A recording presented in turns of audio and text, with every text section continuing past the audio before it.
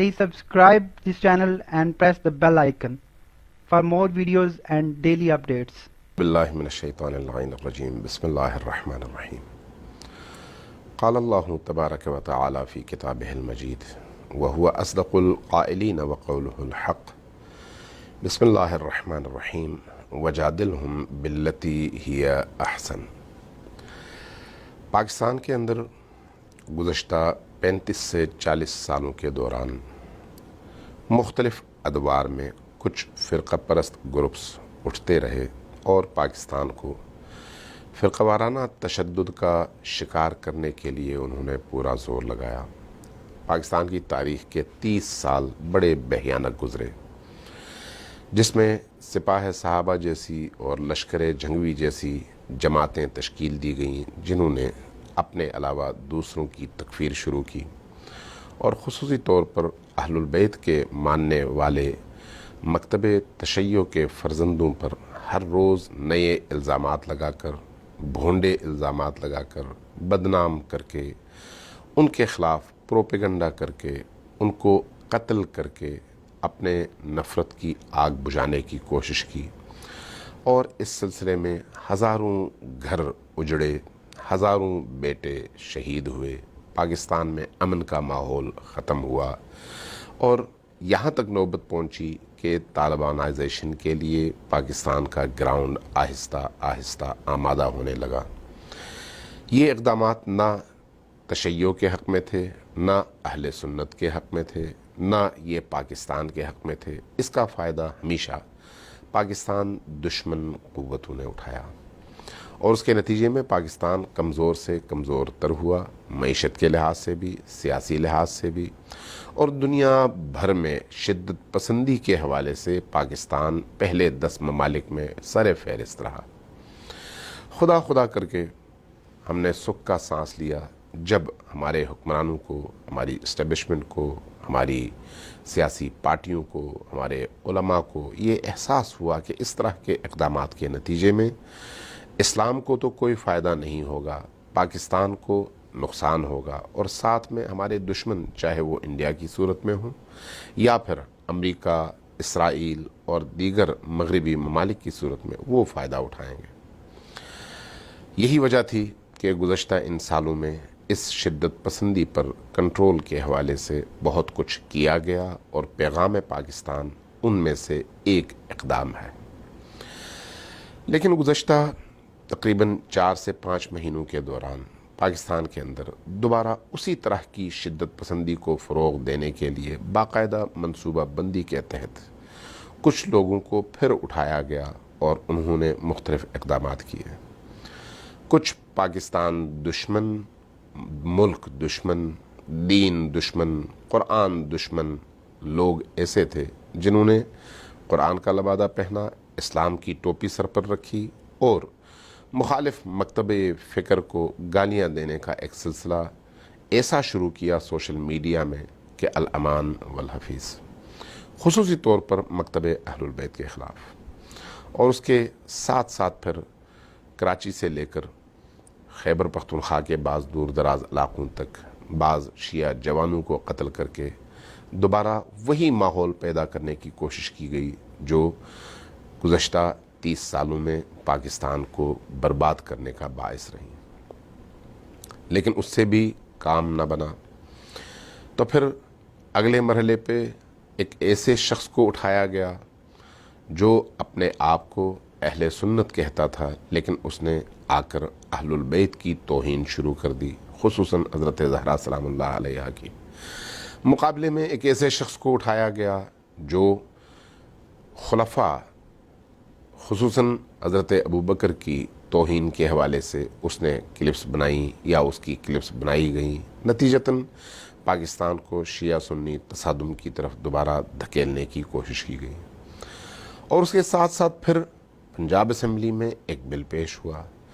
اس بل کے پیچھے اگر دیکھا جائے تو یہ اچانک پیش ہونے والا بل نہیں ہے، بلکہ 20-25 سال پہلے ایک تکفیری ملک دشمن اور خصوصاً اہل سنت دشمن شخص نے قومی اسمبلی میں شریعت بل کے نام پر صحابہ کے نام پر جو بل پیش کرنے کی کوشش کی تھی اور اس میں ناکام رہا تھا، اسی کے بیٹے نے پنجاب اسمبلی میں اسی بل کے الفاظ کو بدل کر انہی مقاصد کے تحت اسی طرح کا ایک بل پیش کر دیا۔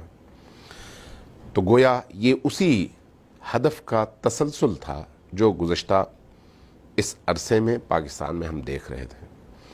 پنجاب اسمبلی کے لوگوں نے، ممبران نے بغیر پڑھے، بغیر اس قانونی پروسیس کو طے کیے، پرویز الہی کی سربراہی میں اس بل پر دستخط کر دیے، ہاتھ اٹھایا، ووٹ دیا اور اس کو پاس کر دیا۔ یہ بل اصل میں علیہ السلام اور رضی اللہ تعالی عنہ کا جھگڑا نہیں ہے، یہ وہی اعظم طارق تکفیری کا بل ہے جو پہلے قومی اسمبلی سے ناکام ہو چکا ہے۔ اب اس کا نام بدل دیا گیا اور تحفظ بنیاد اسلام کے نام سے اس کو لایا گیا، اور حیرت کی بات یہ ہے کہ یہ بل پنجابی مسلمانوں کے دین کی حفاظت کے لیے لایا گیا۔ باقی پاکستان میں دین کو کوئی خطرہ نہیں تھا، صرف پنجاب اسمبلی میں خطرہ تھا۔ باقی پوری دنیا میں اس طرح کا کوئی قانون نہیں ہے، اس طرح کے کوئی قوانین نہیں بنائے گئے، لیکن یہ خطرہ صرف اور صرف ایک جھنگوی کو تھا اور پنجاب کے کچھ نام نہاد مسلمانوں کو تھا۔ اس بل کے رد عمل میں جس طرح سے شیعہ اور سنی مسلمانوں نے اپنے بیانات کے ذریعے سے، اظہارات کے ذریعے سے اپنا رد عمل دیا، وہ سب کے سامنے ہے۔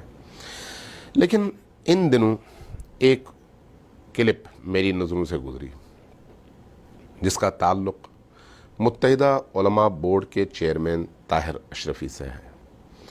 طاہر اشرفی صاحب کا ماضی چاہے جو کچھ بھی ہو، میں اس پر نہ بات کرنا چاہتا ہوں اور نہ ہی اس کو زیر بحث لانا چاہتا ہوں۔ وہ جانے، ان کا دین جانے، ان کا خدا جانے۔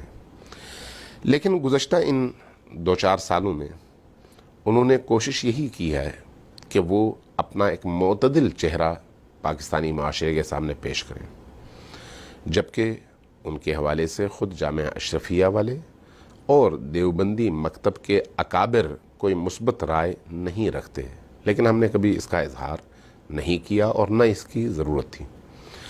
یہ جو کلپ سامنے آیا ہے، اس میں موصوف نے جو زبان استعمال کی، جو سخت لہجہ استعمال کیا، اس سے ہمیں اختلاف ہے، اور پھر ساتھ میں چند باتیں ایسی کر دیں جس نے ان کی علمیت کا پول بھی کھول دیا اور ان کے اندر چھپے ہوئے تکفیری کو بھی آشکار کر دیا۔ ہمیں طاہر اشرفی سے یہ امید تھی، لیکن متحدہ علماء بورڈ کے چیئرمین سے یہ امید نہیں تھی۔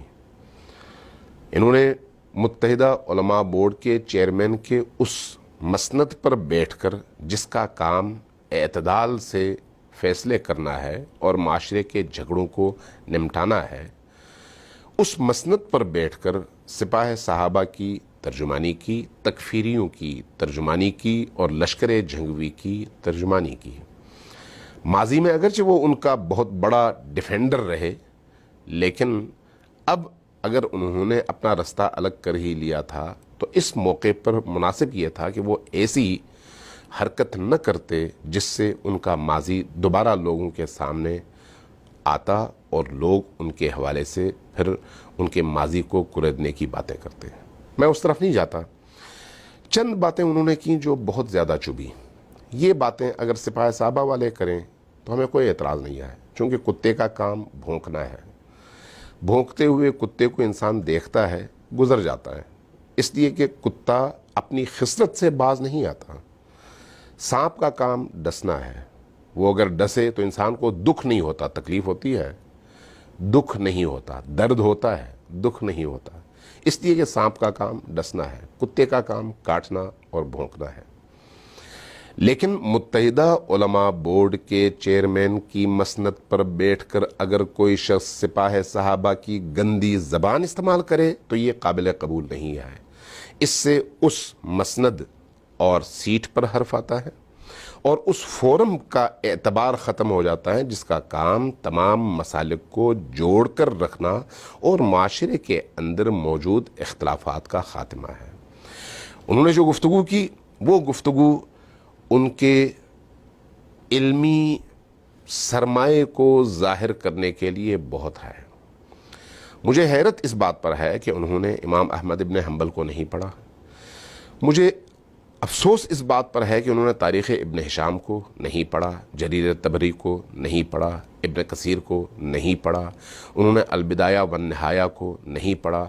حتیٰ مجھے افسوس اس بات پر ہے کہ انہوں نے حتیٰ صحیح بخاری کو، صحیح مسلم کو بھی نہیں پڑھا۔ اگر پڑھا ہوتا تو کم از کم سپاہ صحابہ کے برعکس وہ زبان استعمال نہ کرتے جو زبان سپاہ صحابہ نے استعمال کی، یا جو زبان وہ استعمال کرتے ہیں۔ یہاں پر میں ایک بات واضح کرتا جاؤں، تکفیر، توہین اور اختلاف الگ الگ چیزیں ہیں۔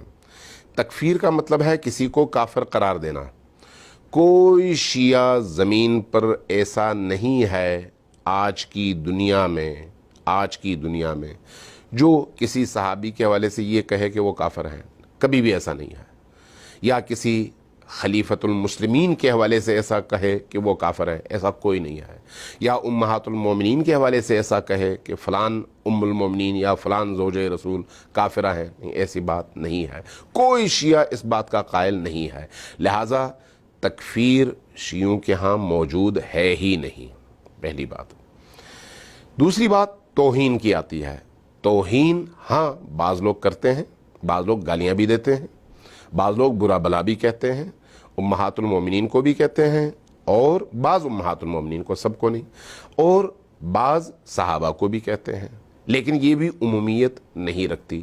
جو لوگ کہتے ہیں یا کرتے ہیں وہ گناہ کرتے ہیں۔ ہمارے تمام فقہا اور مجتہدین کا متفقہ فتویٰ ہے یہ کہ جو لوگ گالم گلوچ کریں، جو لوگ توہین کریں، یہ حرام ہے، یہ فسق ہے، قانونی طور پر جرم ہے، شرعی طور پر حرام ہے۔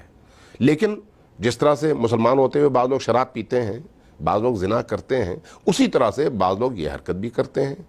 تو جس طرح سے زنا اور شراب پینے کا ارتکاب کرنے والا اسلام سے خارج نہیں ہوتا، اسی طرح سے یہاں پر بھی یہی حکم ہے۔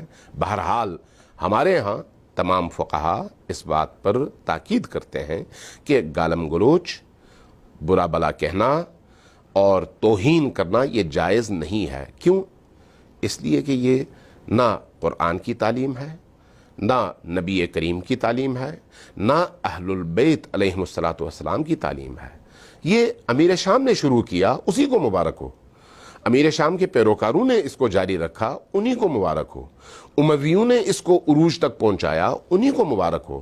یہ انہی لوگوں کا کام تھا جنہوں نے امیر المؤمنین، فرزند امیر المؤمنین دونوں کے حوالے سے بدزبانیاں کی۔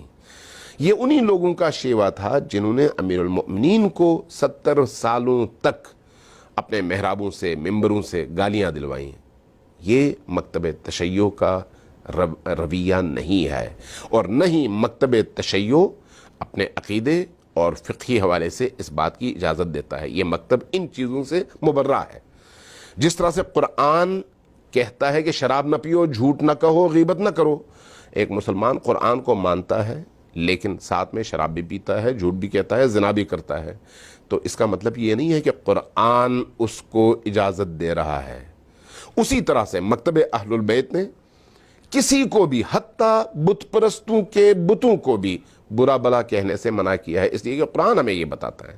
جب ایسا ہے تو پھر مکتب تشیع من حیث مکتب کبھی بھی اجازت نہیں دیتا کہ خلفاء، صحابہ، امہات یا کسی بھی فرد کے حوالے سے بدزبانی کی جائے، توہین کی جائے۔ قطعاً اس بات کی اجازت نہیں ہے۔ اب اگر کوئی شخص کرتا ہے تو وہ ذاتی طور پر اس کا ارتکاب کرتا ہے، اور وہ اس کے لیے مجرم ہے، گناہگار ہے، فاسق ہے، وہ حرام کا ارتکاب کرتا ہے۔ یہ بات آپ کے ذہن میں رہنی چاہیے۔ تیسری چیز ہے اختلاف۔ اختلاف ہر ایک کا حق ہے۔ اختلاف آپ اللہ سے نہیں کر سکتے، نبی سے نہیں کر سکتے، لیکن جب آپ اپنے دینی متون میں غور کریں تو آپ یہ دیکھیں گے کہ پورا تاریخ اسلام اختلاف سے بھرا ہوا ہے۔ حضرت ابوبکر صدیق اور حضرت عمر ابن خطاب کے درمیان شدید اختلافات رہے بعض موضوعات پر، یہ آپ کی اپنی کتابوں میں لکھا ہوا ہے۔ اختلاف کی گنجائش ہے۔ اسی طرح سے صحابہ کے درمیان اختلافات رہے، فکری طور پر، عقلی طور پر، دلیل کے حوالے سے، قرآن کی آیات کے حوالے سے، احکام کے حوالے سے اختلافات رہے۔ ان اختلافات کو نہ کوئی روک سکتا ہے اور نہ ان اختلافات کو روکنا کوئی عقلی بات ہے۔ یہ اختلافات جب تک انسان ہیں یہ اختلافات چلتے رہیں گے۔ اب سپاہ صحابہ نے جو کام شروع کیا وہ یہ ہے کہ جو بھی اختلاف کرے اس کو کہا جائے کہ یہ توہین کرتا ہے اور یہ تکفیر کرتا ہے، یہ جھوٹ بھی ہے، بہتان بھی ہے۔ یہی کام طاہر اشرفی نے کیا۔ طاہر اشرفی نے جو دعوے کیے اپنی اس گفتگو میں، اس میں چند باتیں کی جو بہت ہی تکلیف دہ ہیں۔ پہلی بات یہ کی کہ خلفائے راشدین ایمان کا حصہ ہیں، اور چونکہ ایمان کا حصہ ہیں اس لیے ان کا انکار کفر ہے۔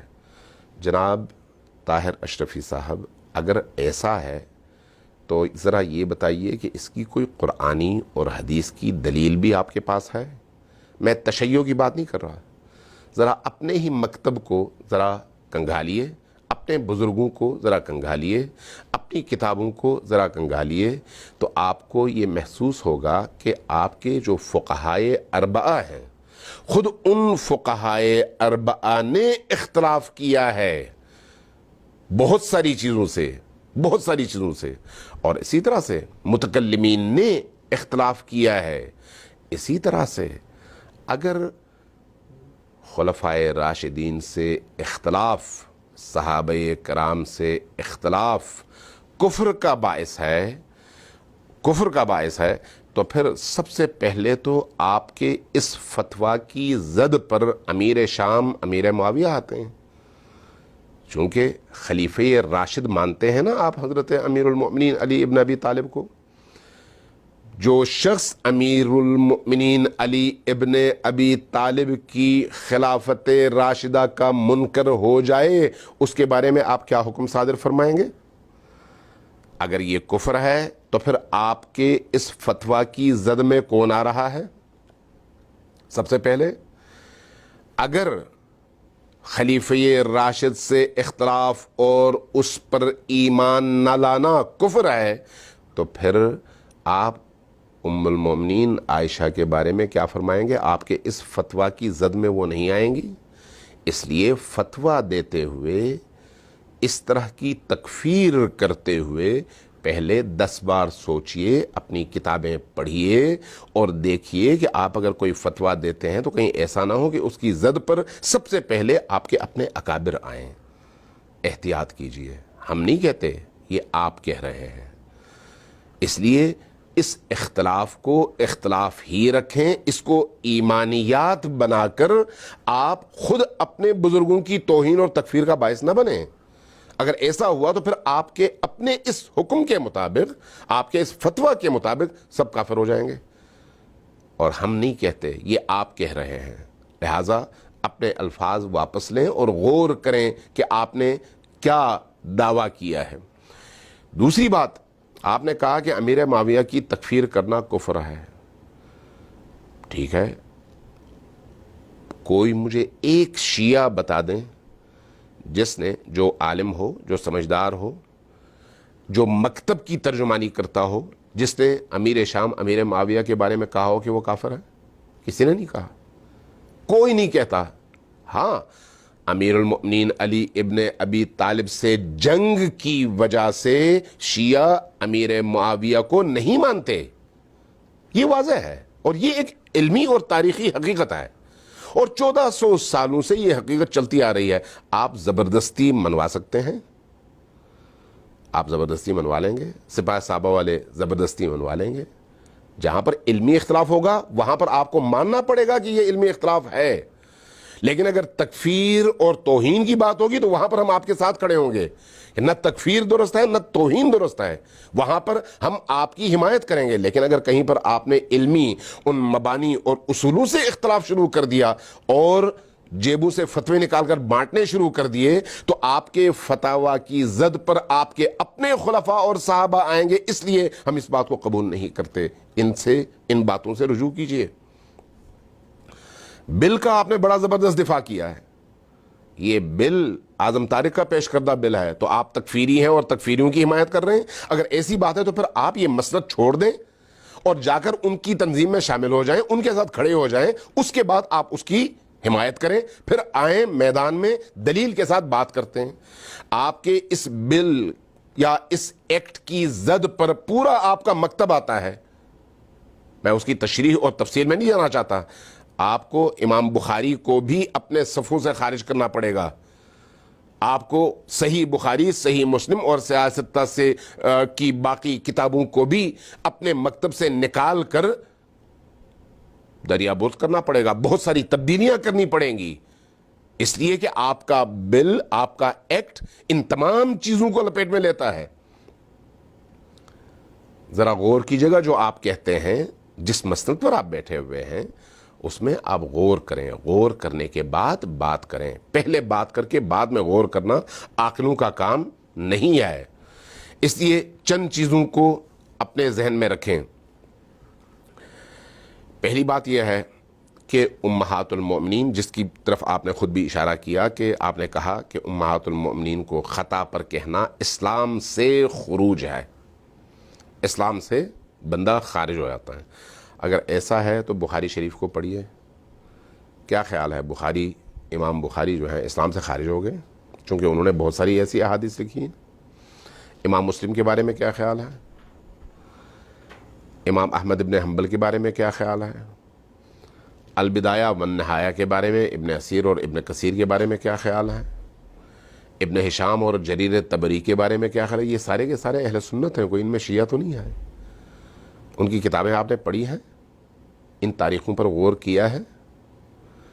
کیا ان 1400 سالوں میں تمام عالم اسلام میں، شیعوں کو ایک طرف رکھیے، تمام اکابر اہل سنت اس بات پر متفق نہیں تھے اور نہیں ہیں کہ خلیفہ راشد علی ابن ابی طالب کے مقابلے میں 3 جنگوں میں جو بھی آئے وہ ناحق تھے اور امیر المومنین حق تھے؟ کیا یہ بات آپ نے نہیں سنی، نہیں پڑھی؟ مجھے حیرت ہے اگر نہیں پڑھی، مجھے حیرت ہے اگر نہیں سنی۔ کس بات پر حیرت ہے؟ اگر آپ نے مدرسے میں پڑھا ہوتا تو پھر یہ چیزیں پڑھی ہوتی، اگر آپ نے ان کتب کا مطالعہ کیا ہوتا تو پھر یہ چیزیں آپ پر آشکار ہوتی۔ کیا یہ متفق علیہ حدیث نہیں ہے امیر المؤمنین کے حوالے سے نبی کریم کی کہ علی مع الحق والحق مع علی، علی حق کے ساتھ ہیں اور حق علی کے ساتھ ہے؟ کیا 2 حق آپس میں ٹکرا سکتے ہیں؟ جہاں ٹکراؤ ہوگا دونوں حق کبھی بھی نہیں ہو سکتے، ہاں دونوں باطل ضرور ہو سکتے ہیں، یا دونوں باطل ہوں گے یا ایک حق ہوگا ایک باطل ہوگا، 2 حق کبھی بھی آپس میں نہیں ٹکرا سکتے۔ 70,000 صحابہ کرام کا قتل عام خطائے اجتہادی قرار دے کر اگر آپ معاف کر دیتے ہیں تو بہت اچھی بات ہے۔ پھر جو لوگ آج کی دنیا میں اس طرح کے اعتراضات کرتے ہیں ان کو بھی خطائے اجتہادی کی یہ سند اور گنجائش عطا کر کے ان کو بھی معاف کر دیا کریں۔ بہرحال میں اس پر زیادہ بات نہیں کرتا، چونکہ میں صرف چاہتا ہوں کہ آپ کو متوجہ کروں کہ آپ نے جو روش اختیار کی اور تمام اہل تشیع کو غیر مسلم قرار دینے کی کوشش کی، تو میرا خیال ہے اپنی زبان پر کنٹرول کریں۔ ہم اگر پاکستان کے اندر وحدت بین المسلمین کی بات کرتے ہیں، امت کی وحدت کی بات کرتے ہیں، تو کسی الو کو یہ خیال نہیں گزرنا چاہیے کہ ہم ڈر کر کرتے ہیں، نہیں، ایسی بات نہیں ہے۔ ہم اس لیے وحدت کی بات نہیں کرتے کہ ہم خوفزدہ ہیں، نہیں، ہم اسلام کی آفاقی تعلیمات کا تقاضا اس بات کو سمجھتے ہیں کہ آپس کے چھوٹے چھوٹے علمی اختلافات اور تاریخی اختلافات کو ایک طرف رکھ کر اللہ اور اس کے رسول کے لیے کٹھے ہوں اور اللہ اور اس کے رسول کے دشمنوں کے مقابلے میں کٹھے ہوں، اس لیے یہ بات کرتے ہیں، کسی سے خوفزدہ ہو کر نہیں، کسی سے ڈر کر نہیں، اپنی جانوں کے خوف کی وجہ سے نہیں۔ اگر یہ خوف ہی ہوتا تو پھر طول تاریخ میں تشیع اتنی مضبوط نہ ہوتی۔ امویوں نے بہت تشیع کے افراد کو مارا، عباسیوں نے بہت مارا، وہ کچھ نہیں کر سکے۔ تو آج یہ جو کیڑے مکوڑے ہیں، یہ جو بچھو، سانپ اور جانور ہیں، ان سے بھی کوئی خوف نہیں ہے۔ عالمی طاقتوں نے مل کر داعش کو بنایا، کچھ نہیں بگاڑ سکے۔ طالبان کو بنایا، کچھ نہیں بگاڑ سکے۔ ہزاروں دھماکے کیے، کچھ نہیں بگاڑ سکے۔ ہزاروں فتوے آئے، کچھ نہیں بگاڑ سکے۔ تشیع اللہ اور اس کے رسول کا مکتب ہے، اس کی روح ہے۔ لہذا اس طرح کی روشوں کے ذریعے سے اس کا رستہ روکا نہیں جا سکتا۔ ہم یہ چاہتے ہیں کہ تشیع اور تسنن، اہل تشیع اور اہل سنت، اسلام کے دو بازو بن کر دین دشمن طاقتوں کے مقابلے میں، پاکستان دشمن طاقتوں کے مقابلے میں اکٹھے ہوں۔ ہم یہ نہیں چاہتے کہ دشمن کے آلہ کار بن کر آپ یا آپ کی فکر کے لوگ پاکستان کو بھی کمزور کریں، فرقہ واریت کا بازار بھی گرم کریں اور تشیع کی توہین بھی کریں۔ نہیں، ہم یہ نہیں چاہتے، نہ اس چیز کو قبول کرتے ہیں۔ میری دعا ہے کہ اللہ آپ کو سوچنے سمجھنے کی توفیق عطا فرمائے اور ہم سب کو اسلام کی ان آفاقی تعلیمات کو اپنے سامنے رکھتے ہوئے اسلام اور پاکستان کی دشمن طاقتوں اور قوتوں کے مقابلے میں یکجا ہونے کی توفیق عطا فرمائے اور آپس کے ان چھوٹے چھوٹے اختلافات کو اندر ہی ختم کرنے کی سعادت نصیب فرمائے۔ یہ اصولی اختلافات نہیں ہیں، ان کو اصولی نہ بنائیے۔ والسلام علیکم ورحمۃ اللہ وبرکاتہ۔